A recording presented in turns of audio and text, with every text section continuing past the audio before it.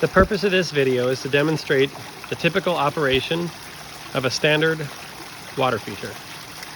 The water feature will be equipped with a manifold system located within the perimeter of the water feature, and it'll look something like this. Each valve that you see in the manifold is connected to one of the bubbling points or output points of the water. With the exception of one valve, typically the valve that is also equipped with the hose garden valve connection.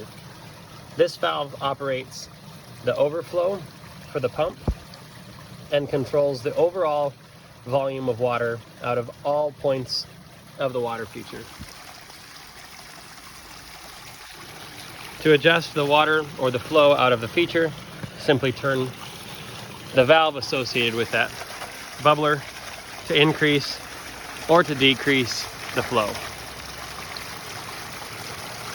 Once you've set the approximate amount of volume of each bubbler in conjunction with each other, you can contract and control the entire operation with the overflow valve here, opening it or closing it depending on the volume of water that you'd like to see come out.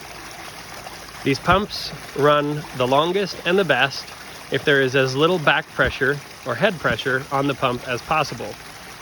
So by utilizing this overflow valve, you can guarantee that your pump will last as long as possible.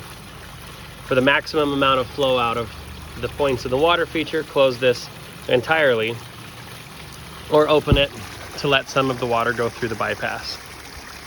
When it comes time to clean your garden feature or water feature, simply connect a hose to the hose bib, open it up all the way, and close all of the valves. This will force all of the water from the pump out the hose and into your drainage area, emptying the water feature 90% of the way for winter.